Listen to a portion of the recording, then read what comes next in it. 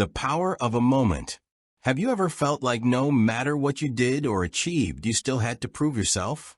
As if the simple fact of being in a space was already questionable? This story begins on an ordinary night in one of the most sophisticated restaurants in New York. A place where crystal glasses sparkle in the golden light and the aroma of exquisite dishes fills the atmosphere. But that night, something unexpected happened. A single gesture, simple but full of intention, transformed a celebratory dinner into a moment that would echo far beyond the walls of that restaurant. And the way this story ends will leave you speechless. Scenario: the elite restaurant. In the heart of Manhattan, where luxury mixes with exclusivity, is the Bellevue, a restaurant known not only for its impeccable menu, but also for its select clientele. Celebrities, investors, and politicians frequent the place, where the service is almost a dance, perfect, precise, impeccable. Customers there are not only served, they are treated as part of an untouchable elite. But there is an unwritten rule. Not everyone is welcome in the same way. And that night, without knowing it, Natasha Taylor was about to challenge this invisible code. The woman who would change history. Natasha Taylor, I wasn't just any customer. At 32, she had achieved something few can: become a partner at one of the most prestigious law firms in New York. Decades of effort, sleepless nights, and tireless work have brought her here. And now, with his promotion made official, it was time to celebrate. Wearing an elegant navy blue dress, her steps were steady as she crossed the restaurant's entrance. She belonged there, or at least that's what she believed. As soon as he entered, he realized a subtle silence spreads through the environment. Looks were diverted, some conversations were paused for a moment, and the surrounding atmosphere changed almost imperceptibly. But enough for her to notice. This wasn't new to Natasha. Since he was a child, he had learned that some doors open with effort, while others only reveal more barriers. But that night, nothing would take away his joy. She just lifted her chin and moved on. First signs of something wrong. Upon arriving at reception, she was greeted with a mechanical smile. There were empty tables near the large windows, the most desirable seats in the restaurant. But instead, the hostess led her to a small space in the side hallway, away from the main view. Natasha looked around. He could have said something, demanded another place.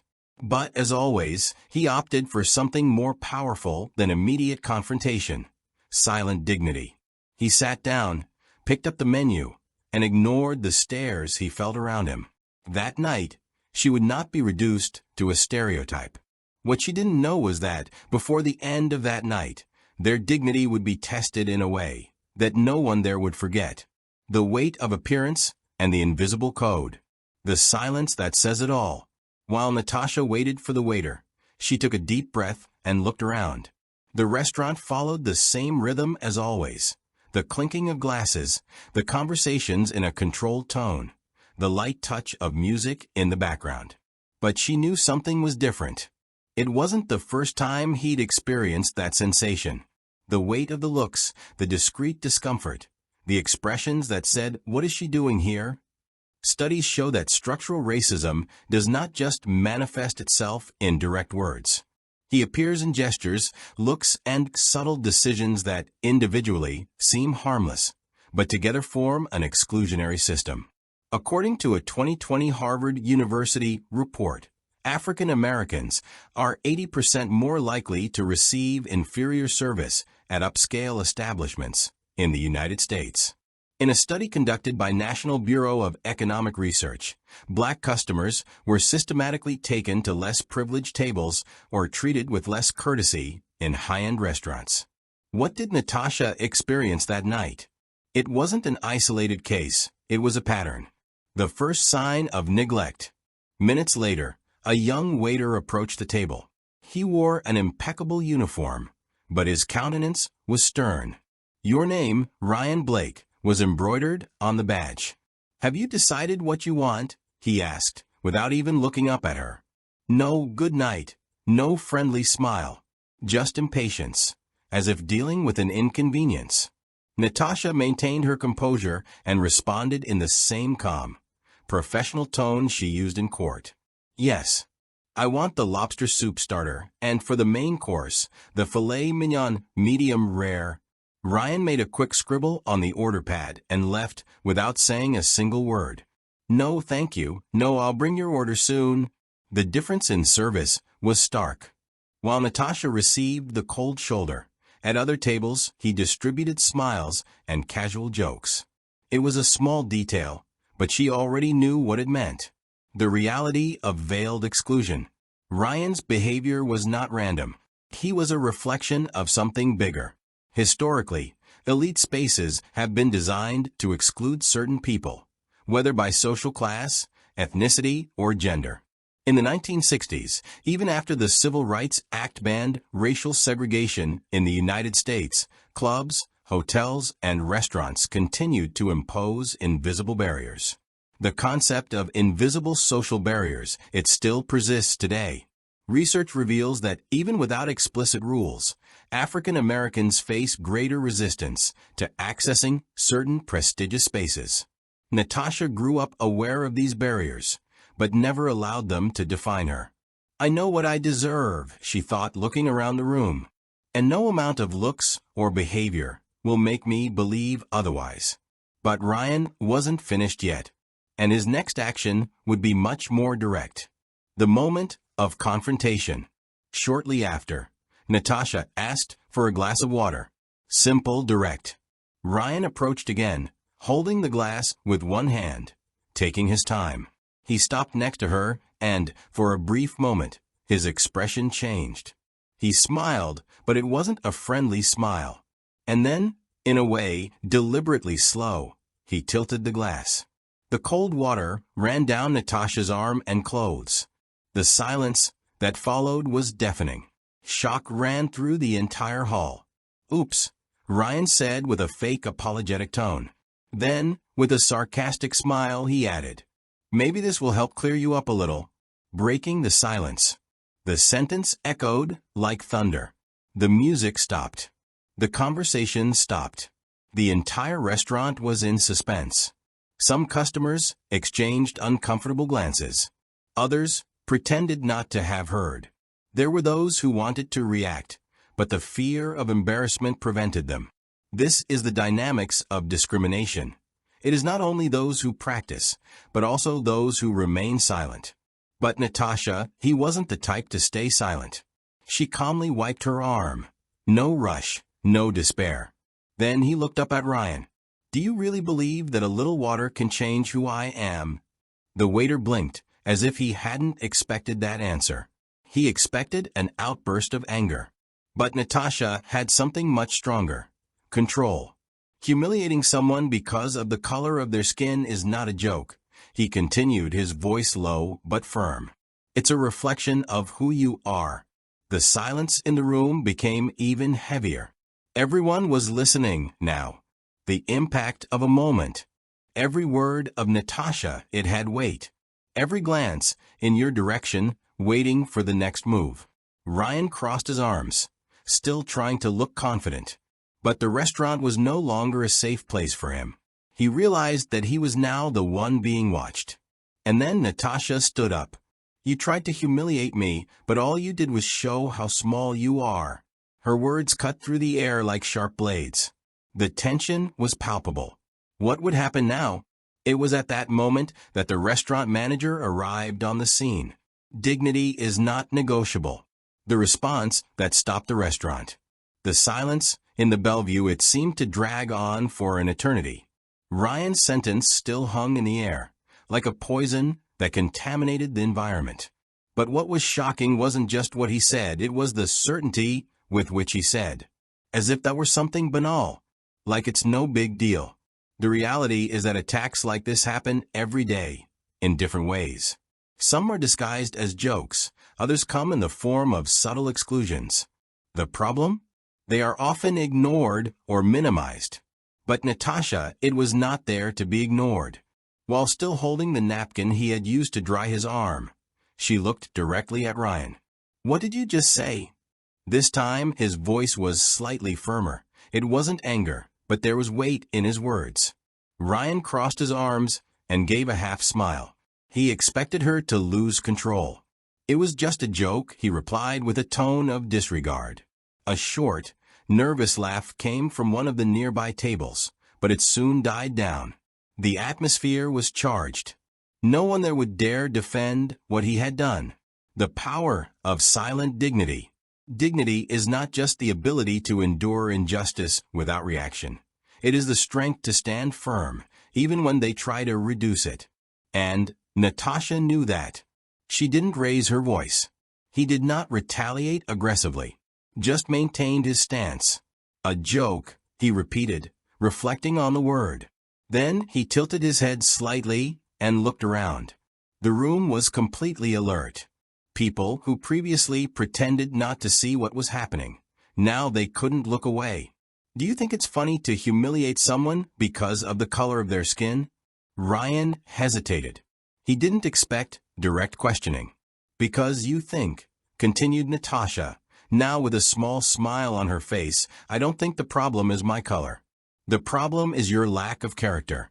The waiter tried to respond, but she raised her hand, cutting him off before he could say anything. "No, don't make me excuses. There is no justification for what you did." The role of the silent witness. Lots of people in that restaurant, they knew what had happened was wrong. But how many would actually do something about it? How many times do similar situations happen, and everyone around prefers not to get involved? The truth is that silence often protects the aggressor, not the victim. According to a study by Center for Social Inclusion, 67% of people who witness acts of discrimination in public places do not intervene, whether out of fear, discomfort, or lack of certainty about how to act. But Natasha, she didn't need anyone to defend her. She had already decided, "I wouldn't let that moment pass as if nothing had happened." The restaurant's response. It was at that moment that the manager, Clara Montoya, took action. Visibly uncomfortable, she hurried across the room and stopped next to Natasha's table. "Ms. Taylor," he began, his voice thick with regret. "I apologize for that. This employee's behavior is absolutely unacceptable." Natasha kept her gaze fixed on the woman in front of her. "And even," he asked, with a tone that seemed to test the manager's sincerity. Clara nodded quickly. "Please allow me to resolve this situation immediately." It was then that she turned to Ryan. "You're fired. Now, get your things and leave." Ryan froze, looked around, hoping to find some kind of support, but found nothing. The other employees lowered their eyes. Customers remained silent. He swallowed hard, hesitated for a moment, and then left without saying a word. The true meaning of respect. Clara turned to Natasha again. "Please, Mrs. Taylor, allow us to cover the cost of your meal tonight by way of apology." For a moment, Natasha just watched the woman. Then he let out a small sigh and shook his head. "I'm not interested in a free dinner," he replied calmly. "I'm interested in respect." Silence. Clara hesitated. "So tell me," Natasha continued, "what are you going to do to make sure this doesn't happen again?" The manager didn't respond for a few seconds. "All of our employees will undergo diversity and inclusion training," he quickly assured. Natasha nodded. "Good. But training is only worth anything if you guys really take it seriously." Once again, the restaurant was silent. No one dared interrupt that moment. The legacy of confrontation. What happened that night, it didn't end there. The next morning, a video discreetly recorded by a customer went viral. Natasha's response has been shared thousands of times. "Dignity is not something anyone can take away from me." The phrase resonated on social media and became a symbol of resistance. People around the world have commented on the impact of standing tall in the face of discrimination, without needing to raise your voice, without needing to beg for respect. The Bellevue, under public pressure, officially announced strict measures against any type of discrimination. But the most important thing was that, from that moment on, Natasha's voice echoed far beyond the walls of that restaurant. and she became a reminder that no one should have to prove themselves, because respect is the least. When the truth becomes uncontrollable. The next day, the beginning of the repercussion. The night was over, but the impact of that moment was far from gone. The next morning, Natasha woke up to her cell phone vibrating nonstop. Notifications, messages, and calls flooded your screen. Without understanding why, he opened one of the first links sent by a friend. It was a video, the video from that night. The footage captured the moment Ryan poured the water over her, the tense pause in the restaurant, and most of all, the firm and calm answer she gave. The caption was straightforward. "Dignity is not something anyone can take away from me." The video had already been shared thousands of times.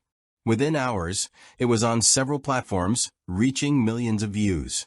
The incident that happened inside a restaurant was now a global conversation. The power of social media. The power of the internet has transformed a simple act of discrimination into a case debated by thousands of people around the world. The debate spread quickly. Why do cases like this still happen in elite spaces? Public figures, activists, and even some celebrities shared the story, praising Natasha's attitude. But the online commotion brought another unexpected effect: the pressure on the restaurant. The restaurant in the center of attention. In the early afternoon, the official account of the Bellevue No Instagram disabled comments. The reason? Hundreds of people demanding an answer. A few hours later, an official statement was published. "We apologize for the incident that occurred at our facility.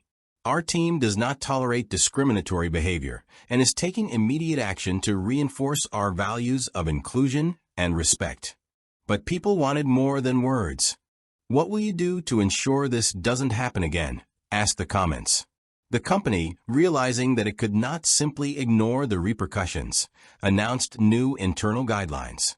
White heavy checkmark mandatory diversity training for all employees. White heavy checkmark zero tolerance policy for any form of discrimination.